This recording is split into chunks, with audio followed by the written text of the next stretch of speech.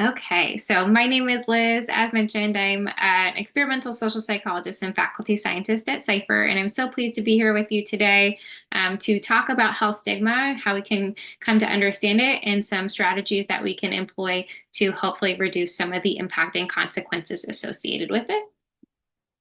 At the end of our time together today, I hope that we can all leave with an understanding of some of the key concepts and theories that are related to the science of stigma from a psychological perspective. So there are many different ways of understanding stigma, but as a psychologist, that's the orientation that I'm going to present today. And then I hope that we can all leave with some understanding of the specific research that applies the psychological theory of stigma to understand health disparities and some of the care access challenges that we know people with a socially disadvantaged health condition or identity face, including those who have substance use disorder. All right. Ooh, there we go.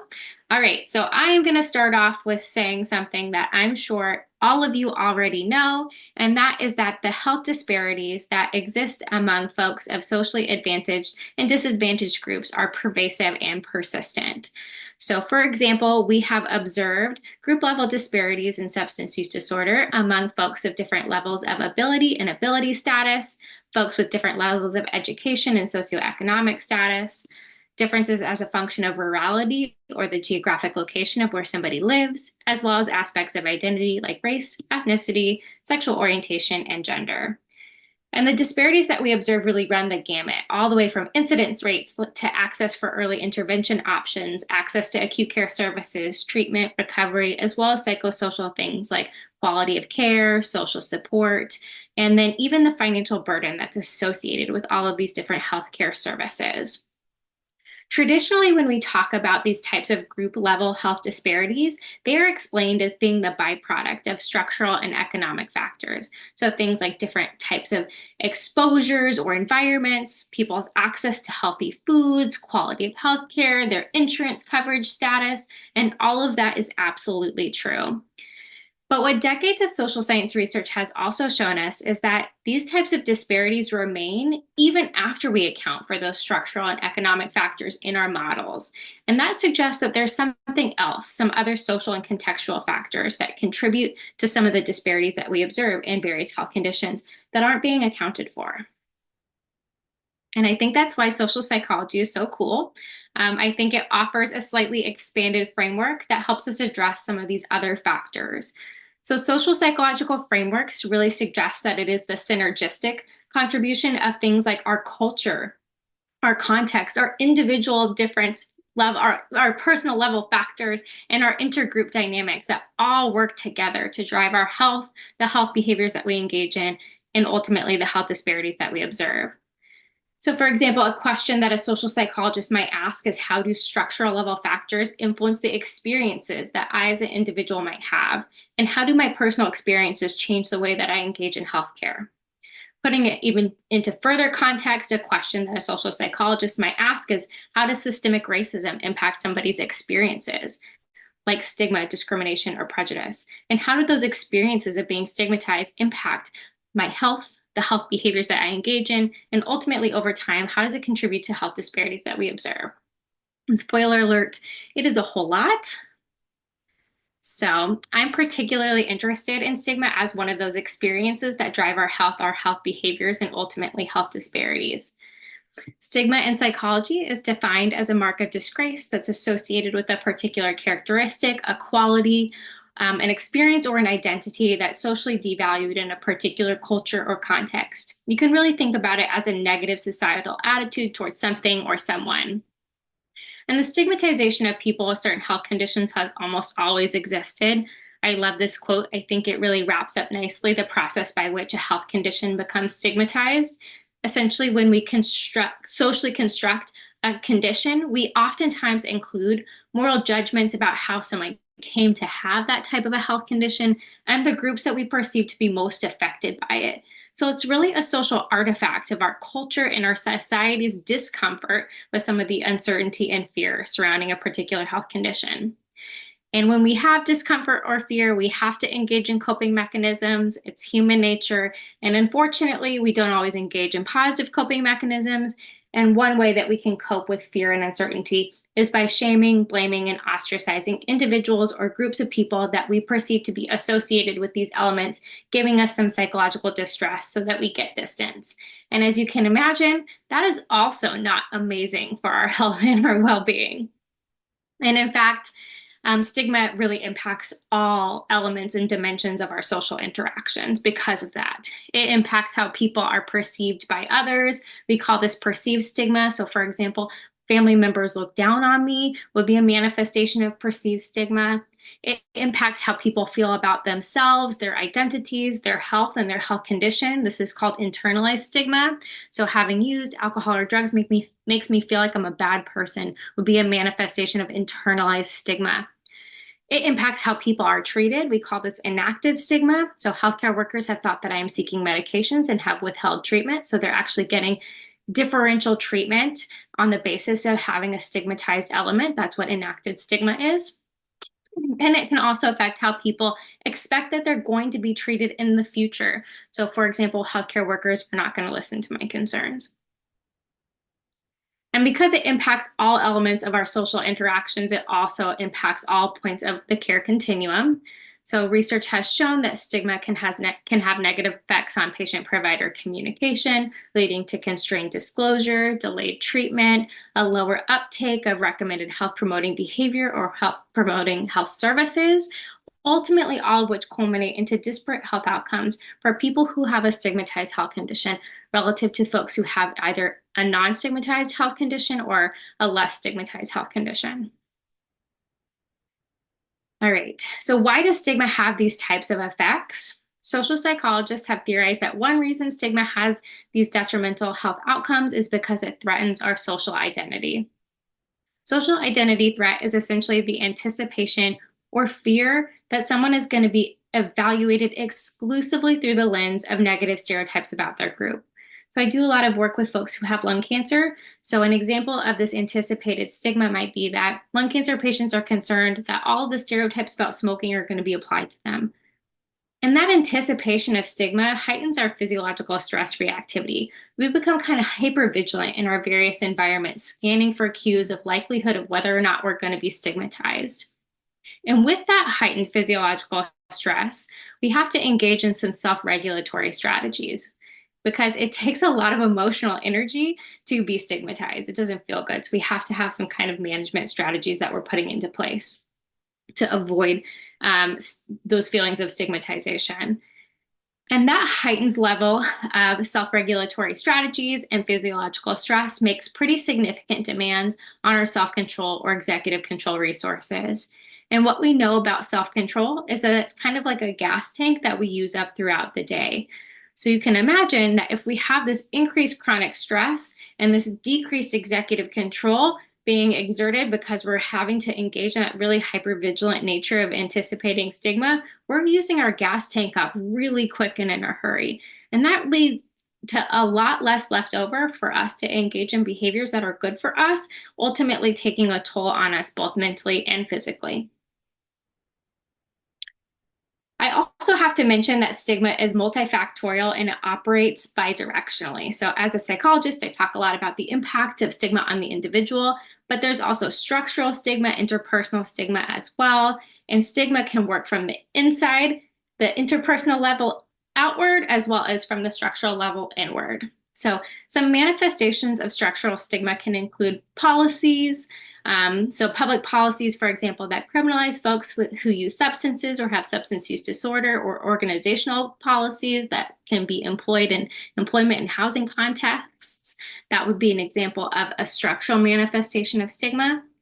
Interpersonal stigma can include things like patient-provider interactions, interactions with family members, the degree of social support someone feels that they have, or on the flip side, feelings of social exclusion would be manifestations of interpersonal stigma. And then intrapersonal stigma or internalized stigma is really the feelings of shame, blame, nihilism, fatalism that comes along with really internalizing the negative stereotypes that are socially held about your group. In addition to being multi-level and bidirectional, stigma is also intersectional. So we all know that we live with multiple different social identities, and they each have a unique and varying dimension of social privilege or social devaluation. So someone's health-related stigmatization might intersect with other aspects of their social identity depending on the level of privilege or devaluation that that social identity has. So you can imagine that stigma, for example, that could be associated with one's sexual orientation or gender identity could interact or intersect with some of the other stigmatized statuses related to, for example, their physical or mental health. So we have to be sensitive when we're designing interventions that our methodology is going to be really sensitive to the intersecting nature of all of the different identities and statuses that we hold. All right. Oop. Okay. So with that primer on stigma broadly done, I'm going to chat a little bit more specifically about where substance use disorder stigma comes from. Since we already know that social stigma is an artifact and it really is reinforced by our social norms, I'm just going to go to the second bullet point here and speak about how, unfortunately, one of the thoughts of SUD stigma's etiology is really that it was used as a tool by healthcare providers and public health professionals to try to dissuade use of substances. And while that was perhaps well meaning, that use of fear tactics does a couple of things that have a lot of negative inadvertent consequences. The first is that fear tactics overemphasize the role of personal control in the initiation of substance use. It kind of discounts all the environmental, social, and genetic factors that can play a key role in substance use. And that's problematic because stigma doesn't prevent people from engaging in behaviors that they don't fully control, right? It just makes them feel bad about it. So an example of a campaign or a strategy that might overemphasize the role of personal control would be something like just say no.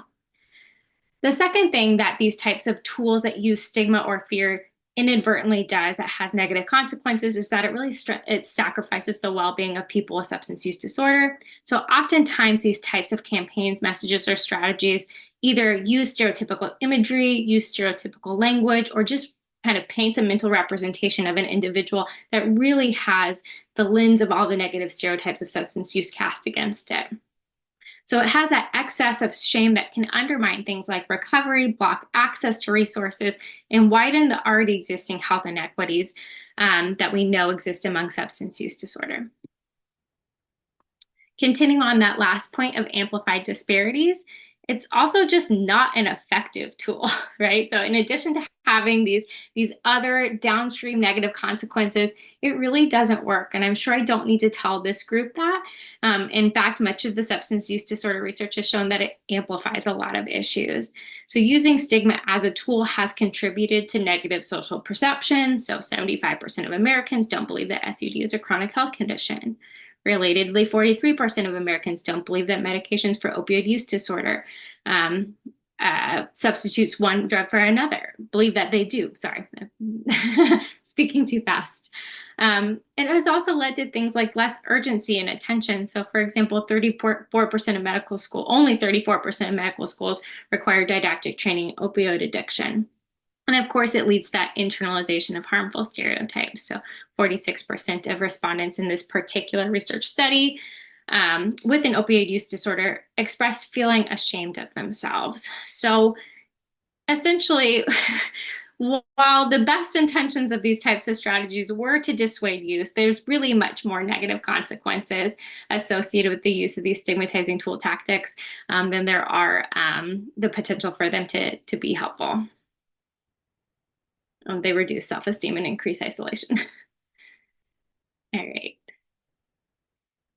So to the last point about the internalization of negative social perceptions, I just wanted to briefly mention that there are other psychosocial consequences as well. There are psychological reactions associated with internalizing SUD stigma, internalizing and externalizing symptoms. So, for example, there was a research study that showed that people actually will engage in substance use to cope with experiencing stigma from others. And then there's a lot of research to suggest that internalization of stigma leads to social isolation, feeling socially isolated, and feelings of social rejection. And what we know is that social connection and social support is associated with a lot of positive health outcomes, including decreased SUD severity over time, greater retention and care, and lower psychological distress. Perfect. All right, so I'm going to transition now to speak about how we can disrupt stigma, especially how it shows up in our clinical environments. I think I've seen something interesting happening, which is a lot of conversation about stigma, which is wonderful. And even when you put it into Google, you get billions of hits on how stigma shows up in our clinical environments, which is great. People are interested, the conversations are starting. And most major associations at this point have also issued a statement that has acknowledged the impact or implications of stigma. So this is SAMHSA's. This is a really great article talking about how we can learn more about stigma and what stigma related to substance use is. So really wonderful information. What I have not observed is a lot of corresponding action to accompany the information. And I think that might be a byproduct of some of the limited integration of sciences that have developed stigma reduction strategies like social psychology. So, at least in my lab, that's one of our main goals. We would like to test all of the really great lab developed and validated strategies for reducing stigma and test them in our clinical settings so that we can move from this place of a lot of information into action. All right, so how do we move from information to action? I'm basically going to start out with an outline of what we know. So we know if we adopt health promoting behaviors, we reduce our relative risk for certain conditions. Reduced relative risk leads to better clinical outcomes. This is sort of old hat. And so what a lot of research does to try to move from this information to action is it targets behavioral interventions. Unfortunately, what we also know about this is behavioral interventions typically have actually a fairly high fail rate. And I think one of the reasons that behavioral interventions have a fairly high fail rate is because they tend to neglect to account for the importance of upstream factors like attitudes. Stigma is a form of that, right? Attitudes very reliably dictate all of the motivation and ability that we have to engage in healthcare behavior and services that we know are so important for our health. So I think as health service providers and health service researchers, we need to kind of back up a bit and we need to intervene here for optimal optimal downstream impact, not all the way at the end of the process where we're observing disparate health outcomes. In the case of stigma specifically, we're faced with an interesting problem. Despite all of the demonstrated consequences, all of the really robust information we have about stigma, it is pretty absent from the medical management of most health conditions. So mitigating and intervening on stigma represents really a key barrier to engaging people in health promoting behaviors and condition management. And so I think that we can really work on targeting this part of the spectrum, changing the experiences that people have, reducing the number of stigmatizing experiences that people have so that we can positively impact them for later on down the trajectory. Okay, so how do we disrupt stigma? I'm going to identify just a handful of ways that we can disrupt the stigma process. And specifically, I'm going to highlight ways that we can embed stigma-informed best practices into sort of our everyday messaging and communication efforts about conditions that hold stigma. Because I think, one, it taps into multiple levels of stigma, like we talked about, the multi-level nature of how stigma operates.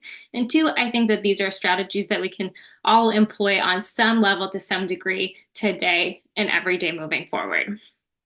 So I'm going to talk about how words matter and how we can use destigmatizing language. I'm going to talk about how we can kind of game frame our communication and our messaging. I'll talk about also the importance of appreciating complex and diverse narratives. And then not on this slide, I'll wrap up with some of the cool research on some of the more formalized interventions for targeting internalized stigma. All right. I'm going to start with language as a strategy because, as I mentioned, this is really one of the things that we all have access to changing today at this moment. Psychologists have long shown that language is the entry point to our mental representation. So this is Benjamin Whorf. Language shapes the way we think and ultimately determines what we are able to think about. So hypothetically, this is such a cool intervention because if we change our words over time, we can really hopefully change our minds. So putting that into context, if we use language that is stigma informed and responsive to the negative consequences of stigma, we can decrease it. And there's some research to suggest that that's really effective. Responsive language decreases bias, reduces blame, and ultimately can promote equity processes.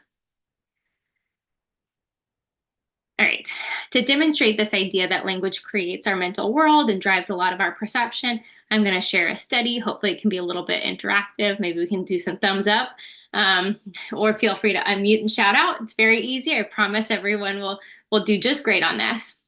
But essentially, one study was done by a team of researchers from the UK who collaborated with the Himba tribe in Africa to test the idea of just how intimately language shapes our thoughts and our mental representations, and also how culturally relative literally everything in our world is. So they did a really simple color categorization task. We're going to do it together right now. Here's the task. So, first question to you: what color is the box that is circled on the left?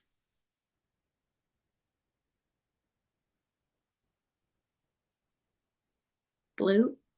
Yeah, right. Perfect. What color is the box that is circled on the right? Green. Green. We love it. Last question. Everyone is crushing it so far. Are these two boxes identical? It's not a trick question. Let's see. I see chat. Well, I can't look at it. Blue is larger. Perfect. No. So essentially not identical. All right. So we passed the test. You aced the categorization task. We are all collectively experiencing and perceiving something very similar. We're perceiving that one box is blue, one box is green, and they are not identical. And we are able to communicate that together, that difference together. Interestingly, the researchers that conducted this study showed that in English-speaking countries, people completed the categorization task very similar to how we did right now.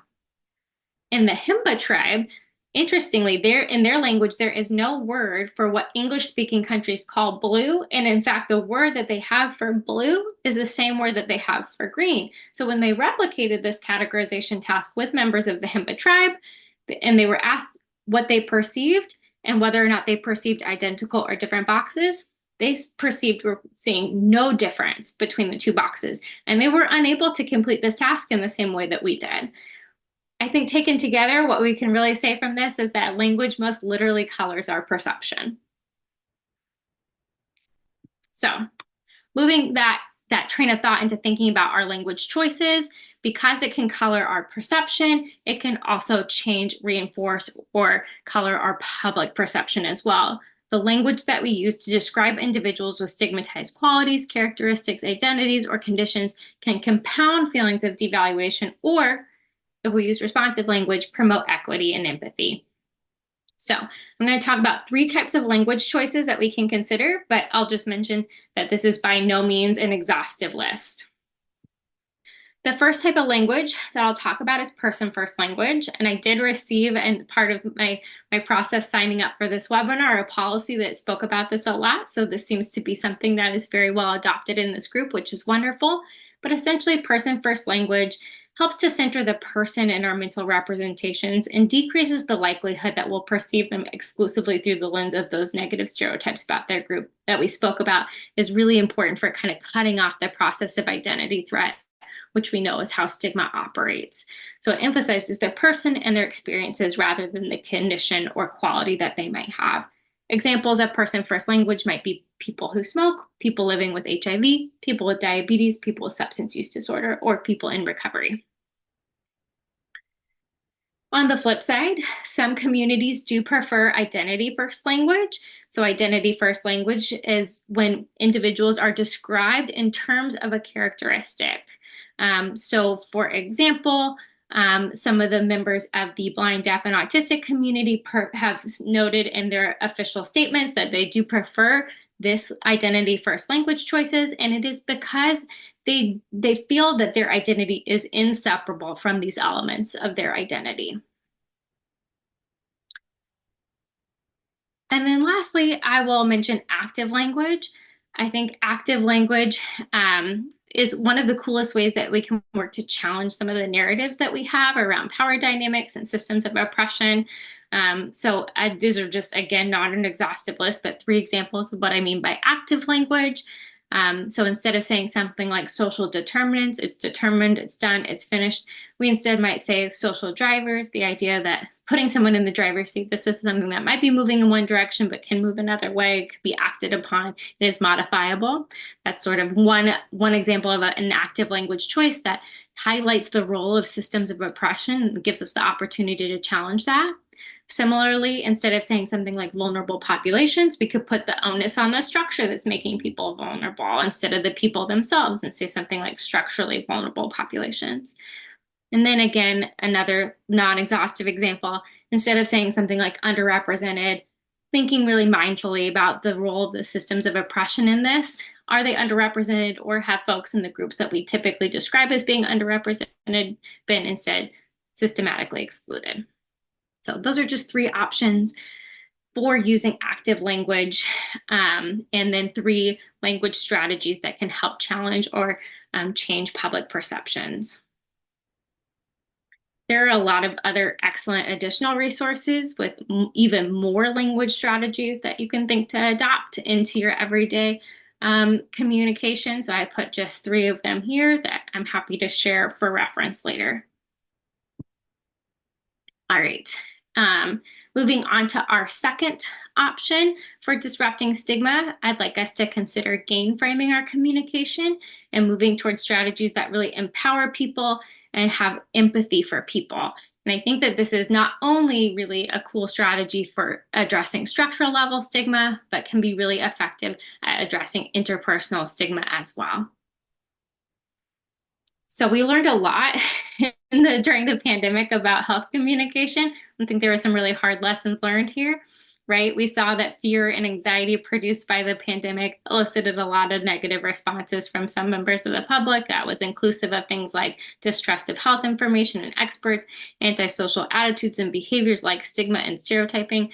But the good news is, even though these were hard lessons learned, I think that these are lessons that we can carry forward into thinking about how we gain frame our messaging. And in fact, there are some guidelines in how to be effective communicators with all of these hard lessons learned. And the first is that if we want our health messaging and our communication about health information to be effective, we need to provide reassurance for folks. Reassurance is going to be something that is empowering. It's a strategy to promote agency, which makes people more likely to engage in behaviors related to the health condition or topic that's being communicated about, and then some kind of concrete way to motivate positive engagement in health behaviors. All right. I'm going to use an example of lung cancer and tobacco use here with those guidelines in mind. Looking at this ad, does this reassure you and motivate you?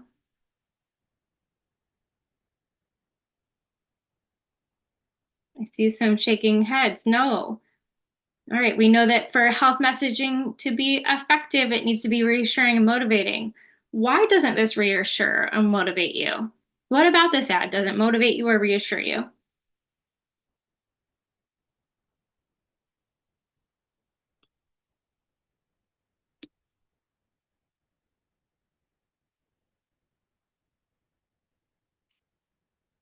Saying you might already have cancer. Mm-hmm. It makes it seem like it's hopeless, like you shouldn't even give up anyway. It doesn't matter. Absolutely. It won't quit even if you did, right? Yeah. I see in the chat people are saying it's scary. It doesn't feel like a realistic image. I mean, the lungs are literally made of matches and it's lit on fire. It's depressing. Why even try? Absolutely. So this is an example of an ad that pretty starkly contrasts both recommendations for how to effectively communicate about health information. All right. On the flip side, what's different about this ad? Oops, I had to switch this to the last minute. So this is actually a cool ad that some community partners helped us develop in Farmington, Maine to promote engagement in lung cancer screening. we really took to heart those recommendations to promote agency, empathy, optimism, reassurance, so that we can help motivate people and ultimately also reduce stigma. So we tried to normalize the behavior, right, by including other things. So what you can do while wearing jeans was an attempt at being funny and also address some fears that people have around the clinical environment and having to go for lung cancer screening. But you go to the Farmington Fair, you go to the narrow gauge cinema, you visit Smalls Falls. These are all really normal behaviors, and you go get screened for lung cancer. So we tried to really normalize the behavior. We try to evoke positive emotions. These are all fun things. These are all things that typically you feel really empowered doing, that provide a sense of agency and choice, and then leading with empathy as well. So we provided concrete guidelines on what you can talk to your doctor about and where you can go to do it. All right. Last things on communication I'll share is that a team of folks at the National Lung Cancer Roundtable have developed a freely available audit tool for our communication and messaging that helps us to identify language, images, and context in different materials that could contribute to stigma. And they also provide really cool alternatives for language, images, and contexts that you've identified as particularly stigmatizing. So they ask you to, in your various communication, be it larger kind of mainstream PSA type of communications, and also in our interpersonal communications, to consider the labels that you're using, any sorts of blame that might be inadvertently reinforced, and also any oversimplifications that might be being made in your language. They also ask you if you have any sort of imagery to accompany your messaging or communication materials. Think about the color schemes that might be contributing to the overall tone, the settings that this information is being communicated in. While it seems very natural to situate a lot of our messaging in a clinical context, that doesn't feel good to all people. So if there is any options to kind of declinicalize things, that can go a long way. Think about what sorts of interactions are being portrayed in our imagery and whether or not we can reflect a sense of belonging in them, the types of facial expressions, if there are any facial expressions included in imagery, and any sort of tropes. Again, we talked about the idea of fear-inducing tactics versus a whole person narrative. And then context, things to consider: what's the theme of the message, who's the intended audience, and what are the assumptions and values being conveyed by the creators of the messaging? Do we have opportunities to reframe, to re-educate, to build self-esteem, and to advocate? All right. And the last strategy that I'm going to talk about, and in regard to how we can possibly disrupt stigma, is to appreciate complex and diverse narratives. So putting this into practice, I'm going to share a really cool community engaged research project that developed a messaging intervention in collaboration with their communities using a methodology called bootcamp translation.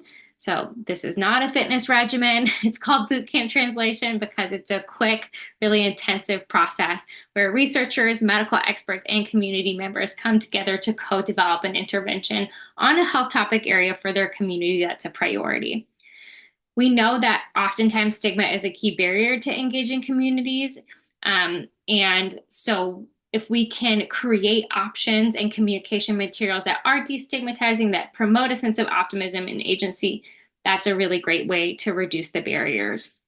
So the team that developed these materials, I'll show you some more in just a few slides, hope to develop a community-based messaging intervention for SUD treatment and MAT in their rural Colorado community. There are very few primary care practices in this part of rural Colorado that could treat addiction or offer MAT. And so in a response to that, this team designed a study with 3 goals. They wanted to train primary care providers to qualify for the required waiver to prescribe.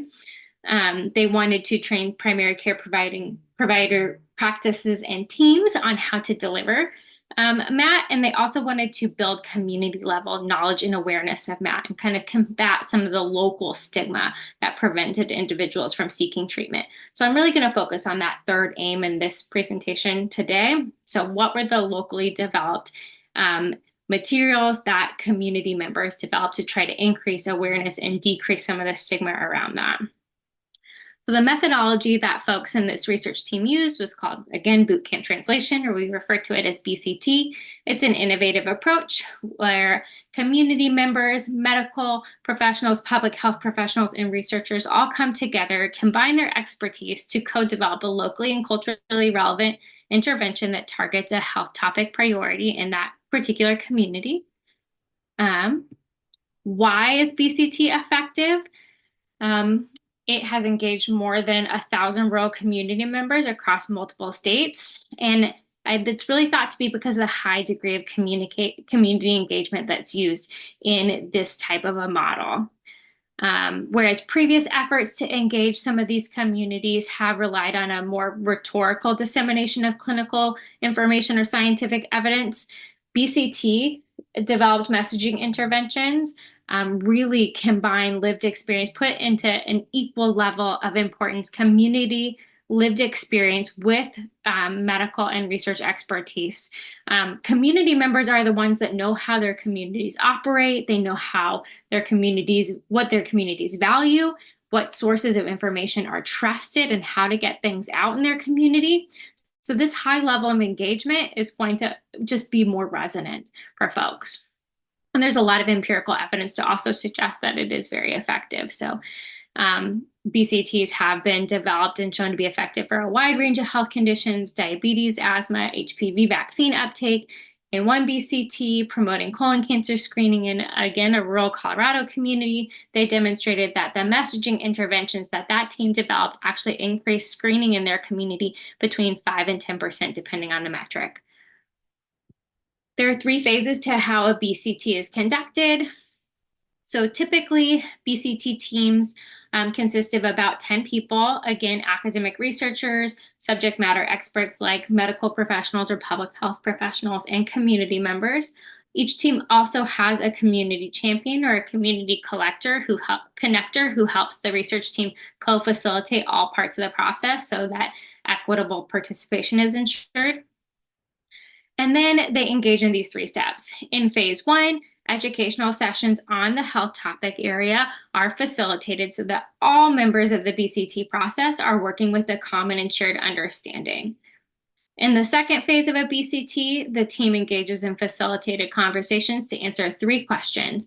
What's the focus of our message going to be? Who's the intended audience of our message? And what is the call to action that we hope to advocate for? So already related to those CERT guidelines, they're kind of hitting the nail on the head, right? We need to really understand who our audience is, how we can reassure, and what the specific health promoting behavior we're advocating for is. And then in the third phase, participants co-develop and design the messages, determine the dissemination strategy for getting the messages out into the community, and also set metrics for how success will be measured and determined. So for this Colorado group, here are some of the messages that they developed. So local community members went through this 3-phase BCT process to co-develop and design these different tools. Local community members then worked together to distribute these resulting posters, drink coasters, and other materials to some of the local restaurants, community organizations, pharmacies, schools, clinical settings. They also co-designed a movie trailer for local theaters to play in advance of movies. So this was just a smattering of what they ended up being able to develop together through this process. And then the project was called It Matters. There was also, they co-developed, again, those metrics of success. A lot of success shown as a function of these messages. They saw an 87% increase in OUD treatment relative to some of the non-intervention communities, which were about 65%. They trained 42 practices and 441 practice team members. Providers self-reported that they felt their ability to deliver MAT significantly improved. And then in regard to the community knowledge and awareness, a pre-post community survey suggested that these BCT developed messages significantly increase the community's knowledge of local treatment sites, local resources, and overall awareness. So it was really, I would say, a pretty slam dunk effort here. And I'll just mention that there have been a few different BCTs in Maine. There has been one BCT conducted to build awareness of ACEs, adverse childhood experiences, as well as one to promote awareness of and destigmatization of lung cancer screening. So Maine Health and the Maine Health Institute for Research does have folks trained in facilitating BCTs. This was my group here. I'm so proud of them. It was so great. And then I will also just briefly, last thing I'll touch on is what about internalized stigma? So those feelings of shame, blame, fatalism, nihilism that can accompany the internalization of negative stereotypes. And I'll just share one strategy, even though there are many different ones. This is one that I'm particularly passionate about. Really, when we want to target internalized stigma, it all comes back to reducing those feelings of psychological threat. And self-affirmation interventions are one of the most robustly studied and empirically validated approaches to mitigating psychological stresses. So self-affirmation theory contends that essentially we are all very intrinsically motivated to maintain a positive sense of self, in part because optimism and a healthy sense of self is how we kind of get through our daily stressors. So for example, I need some baseline positive sense of self to be able to give this talk today, even though I feel very nervous. But unfortunately, when individuals encounter contexts or information that pose a threat to one's identity, so for example, they might encounter an environment where they anticipate a high degree of stigma or experience stigma-induced identity threat, to alleviate some of the discomfort that comes with that psychological threat, people can engage in coping strategies like avoidance, denial, things like that to alleviate the discomfort. And unfortunately, that focus on short-term outcomes like self-defense can inhibit some of the longer-term uptake of health-promoting behaviors. So the strategy that we employ to kind of combat this process is called self-affirmation. And it's really just a way of walking people through a process of explicitly reinforcing sources of self-worth in the face of potential psychological threats.